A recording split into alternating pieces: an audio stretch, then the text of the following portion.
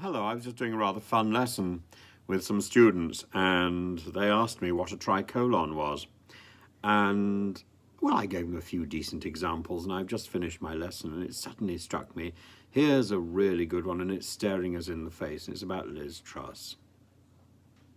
She has no money. She has no mandate. And she's pretty well got no market. That is the reality of Liz Truss. A perfect tricolon, and she's created it herself. The mandate she's got is paper thin. Most of the MPs who sit behind her don't want her. You could see that this morning in the PMQs. The baying was all from the backbenchers of the Labour Party, not from the backbenchers of the Conservative Party. The Conservative Party was quite quiet. Not as quiet as indeed we would hope Rees-Mogg would be if he goes back to performing in silent films with speech cards that can be written for him by other people. Indeed, I think that would be a really good place for Liz Truss to finish her days. Silent movies, but the problem with Liz Truss is she doesn't have the hand gestures.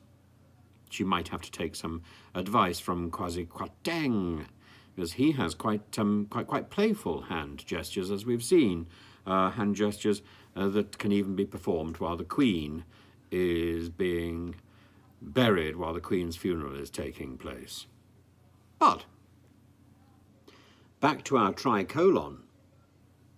No money, because Kwasi has made sure that we don't have any, that we're facing up to £60 billion worth of taxes in the future, or we're facing such a cut on our social services. Oh, Liz Truss just promised that they're not going to be cut back. No, they're going to be done properly. I suppose that does mean cut back, but it's again a rhetorical flourish. Well, Liz Truss isn't very good at a rhetorical flourish. It never means very much, and she doesn't hide it very well because she doesn't know what she's talking about.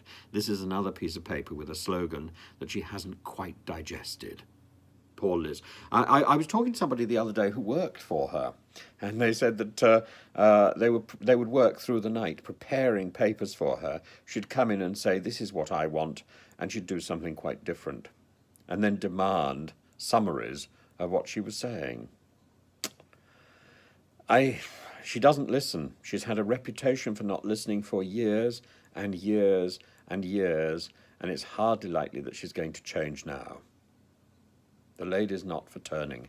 That much at least we know.